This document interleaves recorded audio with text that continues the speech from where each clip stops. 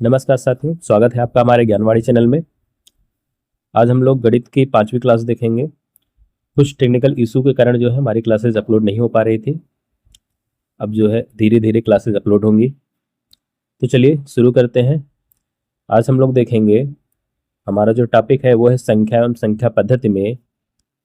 ये 4 टॉपिक हमारे पास हैं जिन्हें आज हमें पढ़ना है। पहला टॉपिक हमारा है पूर्ववर्ती एवं अनुवर्ती संख्याएं। दूसरा हमारा टॉपिक है सन्निकट मान, कैसे निकालते हैं। तीसरा हम लोग पढ़ेंगे कि अंकित मान क्या होता है, स्थानीय मान क्या होता है और दोनों का मान हम कैसे निकालते हैं। और चौथा टॉपिक हम पढ़ेंगे यन अंकों की सबसे छोटी व सबसे बड़ी संख्या, यन अंकों की सबसे छोटी व सबसे बड़ी संख्याएं हम कैसे निकालते हैं। तो चलिए शुरू करते हैं। चैनल को लाइक, सब्सक्राइब और अपने अन्य साथियों के साथ शेयर कर दीजिए। किसी भी प्रकार की समस्या के लिए आप हमें इन नंबरों पर संपर्क कर सकते हैं। तो चलिए पहला टॉपिक शुरू करते हैं, पूर्ववर्ती और अनुवर्ती संख्याएं। पहला टॉपिक हमारा क्या है, पूर्ववर्ती और अनुवर्ती संख्याएं।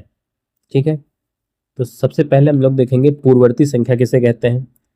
पूर्ववर्ती संख्या का मतलब होता है पहले की संख्या। पूर्ववर्ती का मतलब क्या होता है, पहले। पूर्ववर्ती मतलब पहले और पूर्ववर्ती संख्या का मतलब है पहले वाली संख्या। अर्थात किसी संख्या से ठीक पहले वाली जो संख्या होती है उसे हम बोलते हैं पूर्ववर्ती संख्या। किसी संख्या से ठीक पहले वाली संख्या को क्या बोलते हैं, पूर्ववर्ती संख्या। और ये संख्या को निकालने के लिए हम क्या करते हैं कि एक घटाते हैं। क्या करते हैं, दी गई संख्या में से एक घटाते हैं। जैसे मान लीजिए कि एक संख्या है 65 और कहा जाए कि 65 की पूर्ववर्ती संख्या क्या होगी। तो 65 में क्या करेंगे, एक घटाएंगे। तो 65 में एक घटाने से हमें क्या मिल जाएगा, 64। तो 64 क्या है, 64 है 65 की पूर्ववर्ती संख्या। 64 क्या है, 65 की पूर्ववर्ती संख्या। ठीक है यहाँ तक। अगर हम अनुवर्ती संख्या की बात करें, जिसे हम परिवर्ती संख्या भी कहते हैं, चाहे हम उसे अनुवर्ती कहें या परवर्ती। अनुवर्ती का मतलब होता है आगे की संख्या या बाद वाली संख्या। ठीक, तो किसी संख्या के ठीक बाद वाली जो संख्या होती है उसे हम क्या बोलते हैं, अनुवर्ती या परवर्ती संख्या।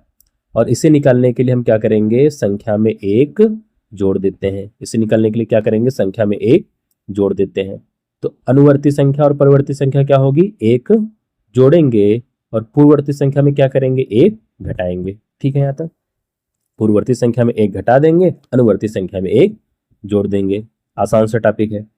इसके बाद हम लोग देखेंगे सन्निकट मान। सन्निकट मान क्या होता है, सन्निकट का मान मतलब होता है कि किसी संख्या का वास्तविक मान न लिखकर हम उसके निकट वाली संख्या को लिखते हैं। निकट वाली संख्या को अर्थात उसके लगभग वाली संख्या को लिखते हैं।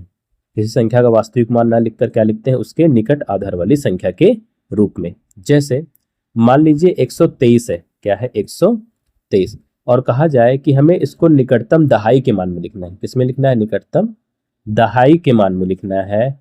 तो दहाई का मतलब है कि हमें यहाँ पे दहाई का मतलब समझिए कि मान लीजिए 10 को 2 से भाग करते हैं तो आता है 5। अगर जो इकाई का मान है, इकाई का मान है, अगर वो 5 से कम है, इकाई का मान क्या है, 5 से कम है, तब जो है हम उसको लिख देते हैं 0। इकाई के मान को क्या लिख देते हैं, 0। और दहाई के मान में कोई भी छेड़छाड़ नहीं करते। जैसे 123 का अगर कहा जाए कि निकटतम दहाई में मान क्या होगा, अगर हम इसे निकटतम दहाई में लिखना हो तो क्या लिखेंगे, 123 का जो इकाई का अंक है 3, वो क्या है, 5 से कम है, इसलिए हम 3 को क्या कर देंगे, 0। तो जो निकटतम दहाई का मान बनेगा वो बनेगा 120। क्या बनेगा, 120। और मान लीजिए यही संख्या होती 127, तब इकाई का मान क्या है, इकाई का मान है 5 से अधिक। अगर इकाई का मान 5 या 5 से अधिक हो तब हम 10 जोड़ देते हैं, अर्थात या दहाई के अंक में 1 जोड़ देते हैं। तब हम इसको पूरा पूरा क्या लिखेंगे, 130। अर्थात 127 है तो 7 को लिख देंगे 0 और 2 में 1 जुड़ जाएगा, तब इसका निकटतम दहाई में मान क्या हो जाएगा, 130। तो ठीक है, अगर 123 में हमें दहाई में लिखना है तो हम दहाई वाले अंक को, किसको छेड़ेंगे, दहाई वाले अंक को हमें देखना है। ठीक, तो 123 था, हमने क्या लिख दिया, 120, क्योंकि 5 से कम है। और 127 था तो दहाई के मान में लिखना था, हमें क्या लिख दिए, 130, क्योंकि 5 से अधिक है। ठीक, मान लीजिए कहे कि निकटतम 1000 में मान लिखिए, इसमें लिखिए निकटतम 1000 में मान लिखिए। यहाँ पे लिखा हुआ है 13,235, 13,235। तो 1000 का मतलब है कि इसका आधा करेंगे कितना आएगा, 500 आएगा। इसका मतलब यदि जो सैकड़े तक का मान है, यहाँ पे क्या लिखा है, सैकड़े तक के मान में क्या है, 235। यदि ये संख्या जो है 500 से कम है, तब हम इसको लिख देंगे 00, तब आ जाएगा 13,000। तब इसका निकटतम 1000वां मान क्या आ जाएगा, 13,000। और यदि ये संख्या जो है 500 या 500 से अधिक है, अर्थात 13,000 अगर हमें 1000वां मान लिखना है तो 1000 के बाद जो है सैकड़ा, दहाई और इकाई, अगर ये 500 या 500 से अधिक है, तब हम इससे पूरा पूरा क्या लिख देंगे, 1000वां मान 14,000। अर्थात हम 500 को सीधे बढ़ा के क्या कर देंगे, 1000। तब ये हमारा 13,000 क्या हो जाएगा, हमारा 13,000 हो जाएगा 14,000। तो 13,000 अर्थात 13,500 से कम है तो 13,000 हो जाएगा, और अगर 13,500 या उससे ज्यादा है तो क्या हो जाएगा, 14,000। तो 1000वां मान हमारा क्या हो गया, 14,000। ठीक है, यहाँ तक ये हमारा क्या हो गया, सन्निकट मान। इसके बाद अगर हम लोग देखें अंकित मान व स्थानीय मान, अंकित मान व स्थानीय मान। अंकित मान को हम लोग वास्तविक मान या जातीय मान भी कहते हैं। क्या कहते हैं, वास्तविक मान या जातीय मान भी कहते हैं। अंकित मान क्या होता है, अंकित मान जो है वो कभी भी बदलता नहीं, अर्थात किसी भी संख्या में अंक का जो वास्तविक मान है उसी को हम बोलते हैं उसका अंकित मान या उसका जातीय मान। जैसे अगर हम यहाँ पे बात करें तो 645, 645 में 6 का अंकित मान क्या है, 6 है। 4 का अंकित मान 4 है। 5 का अंकित मान 5 है। किसी भी संख्या में किसी अंक का अंकित मान हमेशा वही संख्या ही होती है। अंकित मान बिल्कुल आसान है। स्थानीय मान की बात करें तो ये भी बिल्कुल आसान है। स्थानीय मान क्या होता है, किसी भी संख्या का उसके स्थान विशेष के कारण जो मान आता है उसी को हम बोलते हैं स्थानीय मान। किसी संख्या का उसके स्थान विशेष के कारण जो मान आता है उसी को हम क्या बोलते हैं, स्थानीय मान। ठीक है, जैसे मान लीजिए हमारे पास एक संख्या है 24,589। क्या है, 24,589। अब अगर हमें एक एक संख्याओं का स्थानीय मान निकालना है, सभी का क्या निकालना है, स्थानीय मान निकालना है। तो अगर हमें 9 का स्थानीय मान निकालना है तो हम 9 में गुणा करेंगे 1 का, क्योंकि ये इकाई का अंक है। ठीक, 9 में गुणा करेंगे किसका, 1 का, तो 9 का स्थानीय मान कितना आ जाएगा, 9 आ जाएगा। ठीक, अगर हमें निकालना है 8 का स्थानीय मान, ठीक, दूसरी संख्या क्या है 8, तो 8 में गुणा करेंगे 10 का, अर्थात 1 के बाद कितना जीरो लगेगा, 1 जीरो। 8 की जगह पे लिख देंगे 1, और उसके बाद जितने भी अंक होंगे उसके स्थान पे हम क्या लगा देंगे, 0। उसके स्थान पे हम क्या लगा देंगे, 0। तो 8 का जो स्थानीय मान आ जाएगा वो आ जाएगा 80। 8 का स्थानीय मान कितना आ जाएगा, 80 आ जाएगा। ठीक है, यहाँ तक। ऐसे ही अगर हमें निकालना हो कि 5 का स्थानीय मान क्या होगा, तो 5 का स्थानीय मान, 5 का स्थानीय मान का मतलब क्या है, 5 सैकड़े पे है। अगर 5 सैकड़े पे है तो 5 को हम गुणा करेंगे 100 से। किससे गुणा करेंगे, 100 से। तो 5 का जो स्थानीय मान आएगा वो आएगा 500। कितना आ जाएगा, 500। ठीक है, यहाँ तक। तो 5 का स्थानीय मान 500 आ जाएगा। 5 का स्थानीय मान कितना आ जाएगा, 500। ऐसे ही संख्या जो 1000 पे होगी, संख्या जो 1000 पे होगी, जैसे 4 हमारा क्या है, 1000 पे है, तो 4 को गुणा किससे करेंगे, 1000 से। 4 को गुणा किससे करेंगे, 1000 से। तो 4 का स्थानीय मान कितना आ जाएगा, 4000। ठीक, तो स्थानीय मान का मतलब है स्थान के अनुसार हम क्या करेंगे, उसका मान निकालते हैं। इकाई पे संख्या है तो 1 से गुणा करेंगे, दहाई पे संख्या है तो 10 से गुणा करेंगे, सैकड़ा पे संख्या है तो 100 से गुणा करेंगे, 1000 पे संख्या है तो 1000 से गुणा करेंगे। ऐसे ही जितनी भी संख्याएं होंगी उसी तरीके से हम गुणा करते चले जाएंगे, तो हमें उसका स्थानीय मान मिल जाएगा। मान लीजिए कि कोई संख्या दशमलव में है, कोई संख्या दी गई है दशमलव में और कहे कि इसका स्थानीय मान निकालिए। जैसे यहाँ पे है 562.23, 562.23, और कहे कि दशमलव के बाद जो संख्या है 3 का या 2 का स्थानीय मान निकालिए। तो मान लीजिए 3 का अगर स्थानीय मान निकालना हो तो यहाँ पे हम लिखेंगे 3 गुणे दशमलव के बाद जितने अंक हैं उतना जीरो लगा के हम लिख देंगे 1। जैसे दशमलव के बाद 2 अंक है तो यहाँ भी दशमलव के बाद कितने अंक आने चाहिए, 2 अंक आने चाहिए। तो चूंकि उसके पहले आएगा 0 और सबसे लास्ट में क्या आएगा, 1, सबसे लास्ट में क्या आएगा, 1 आएगा। तो 3 का दशमलव 2 3 के बाद अगर हम 3 का स्थानीय मान निकाल लेंगे तो 3 में गुणा हो जाएगा 0.01 का, और 0.01 का गुणा करेंगे तो आएगा 0.03। तो 0.23 में 3 का स्थानीय मान निकालेंगे तो क्या आएगा, 0.03। ऐसे अगर हमें 0.2 का स्थानीय मान निकालना है तो 2 में हम गुणा कितना करेंगे, दशमलव के बाद कितने अंक, 1 अंक है, इसलिए दशमलव के बाद हम यहाँ पे कितना अंक लिखेंगे, 1 अंक केवल। तो दशमलव के बाद 1 अंक में लिखेंगे तो क्या आएगा, दशमलव के बाद आएगा 1, दशमलव के बाद क्या आएगा, 1। तो इसका अगर हम गुणा करेंगे तो इसका स्थानीय मान आ जाएगा 0.2। ठीक है। और दशमलव के पहले वाली संख्या को हम ठीक वैसे ही हल करते हैं जैसे पहले हल किया था। 2 में गुणा करेंगे 1 का, इसका स्थानीय मान आएगा 2। 6 में गुणा करेंगे 10 का, स्थानीय मान आएगा 60। ठीक। तो इस तरीके से हम किसी भी संख्या का स्थानीय मान और अंकित मान निकालते हैं। ठीक। इसके बाद अगर हम लोग देखें, एक टॉपिक हमारा और बचता है n अंकों की सबसे बड़ी व सबसे छोटी संख्या। ये टॉपिक हमारा बहुत ही आसान है। n अंकों की सबसे बड़ी संख्या का मतलब है कि अगर कहे कि 4 अंकों की सबसे बड़ी संख्या निकालिए तो 4 बार क्या लिख देंगे, 9 लिख देंगे। अगर कहे 5 अंकों की सबसे बड़ी संख्या निकालिए तो 5 बार 9 लिख देंगे।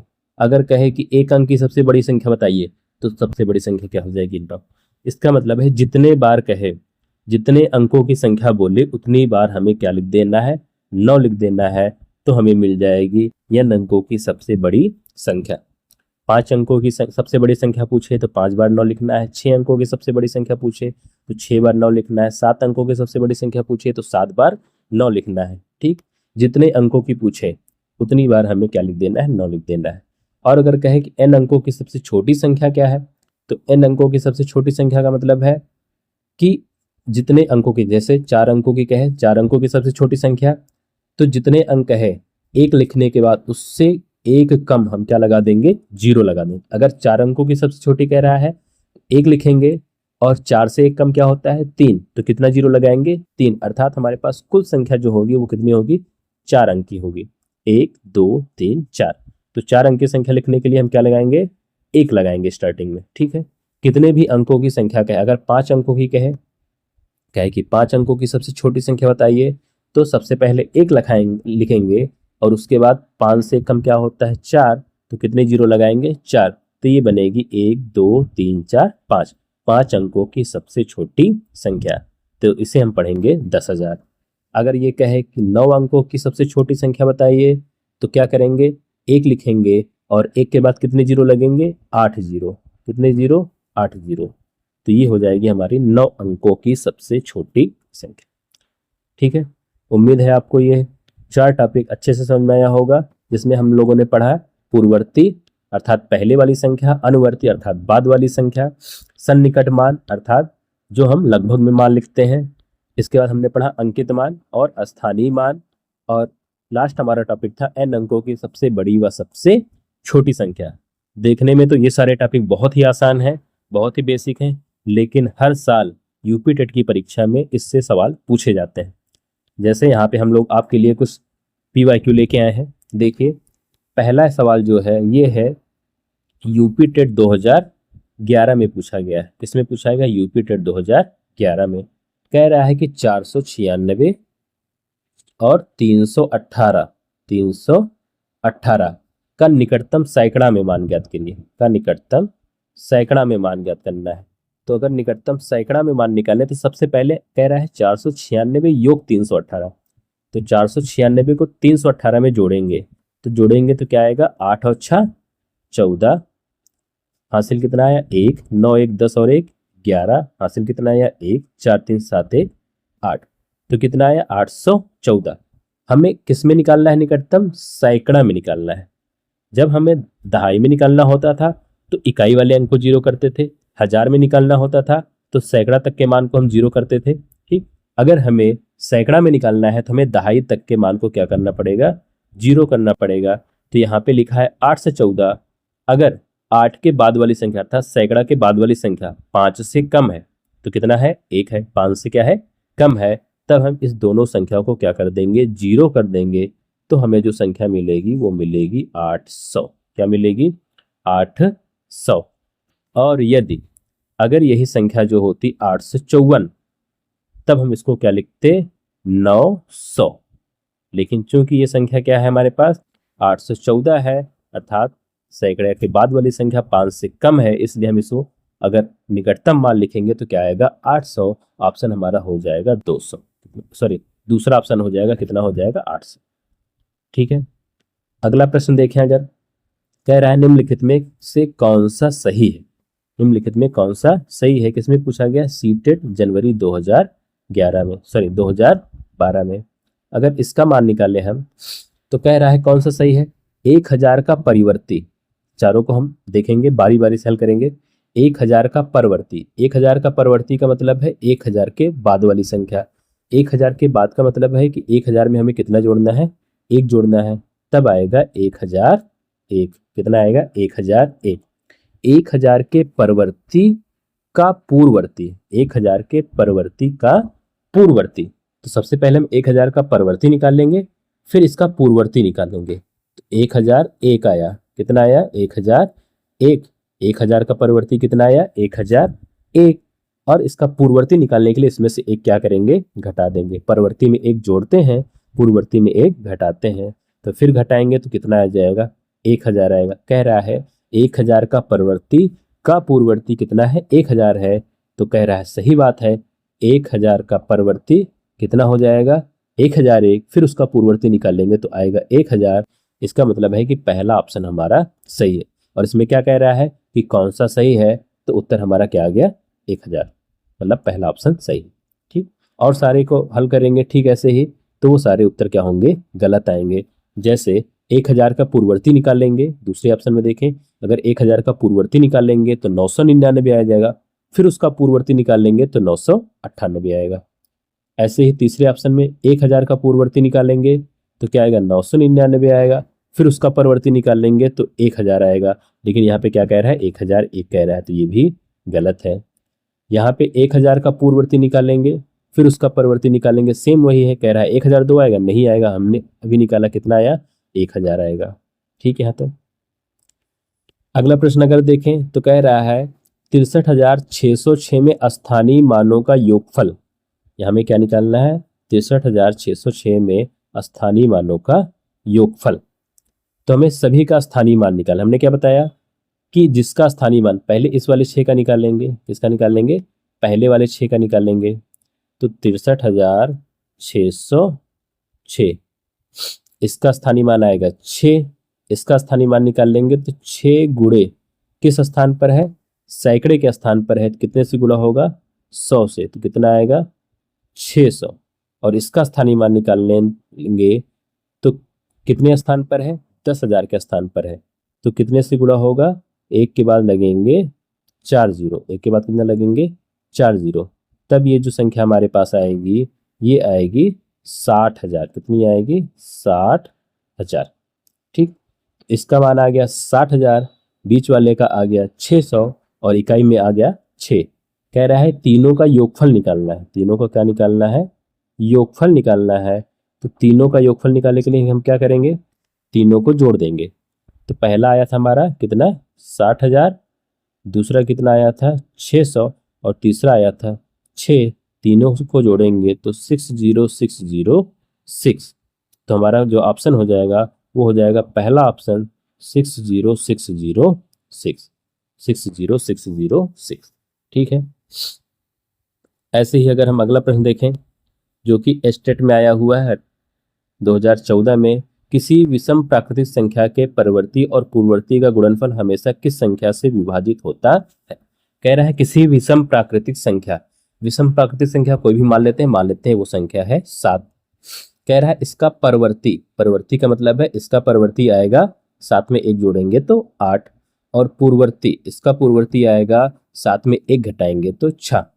इन दोनों का गुणनफल, गुणनफल कितना आएगा 8 छंग 48, हमेशा किस संख्या से विभाजित होगा।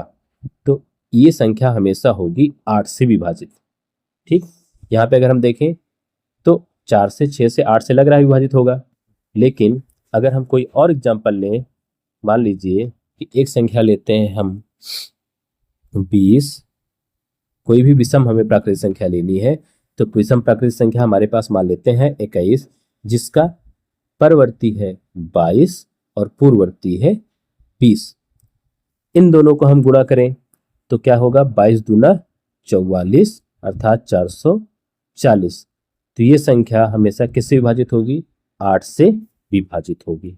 ठीक, ये संख्या देखें तो 4 से भी विभाजित हो रही है, 6 से देखें तो 6 छंग 36, 6 सते 42, 6 से ये संख्या विभाजित नहीं होगी। मतलब ये ऑप्शन हमारा गलत हो गया, ये ऑप्शन गलत हो गया। अब बचा हमारे पास 4 और 6। दो संख्या को और चेक करना है, तो मान लेते हैं हमारे पास एक संख्या है 3, विषम प्राकृतिक संख्या लेना है, तो 3 का परवर्ती निकालेंगे, 3 का परवर्ती निकालेंगे तो आएगा 4 और पूर्ववर्ती निकालेंगे तो आएगा 2। दोनों को गुणा करेंगे तो 4 दूनी आएगा 8। अब इससे छोटी तो कोई विषम प्राकृतिक संख्या है नहीं जिसका हम पूर्ववर्ती परिवर्ती निकालें। तो ये संख्या किससे विभाजित हो रही है, 8 से विभाजित हो रही है, इसलिए जो इसका उत्तर हो जाएगा वो हो जाएगा चौथा ऑप्शन। ठीक है यहाँ तक।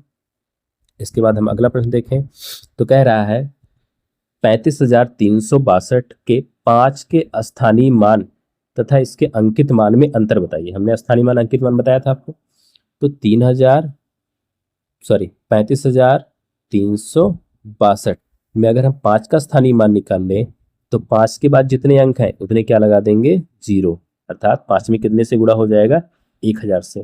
कह रहा है इसका ये हो गया स्थानीय मान, क्या हो गया, स्थानीय मान। ठीक, तो इसमें 5 का स्थानीय मान कितना आ गया, 5000। 5 का स्थानीय मान कितना आ गया, 5000। कह रहा है कि इसका अंकित मान कितना आएगा, 5 का अंकित मान 5 ही होगा।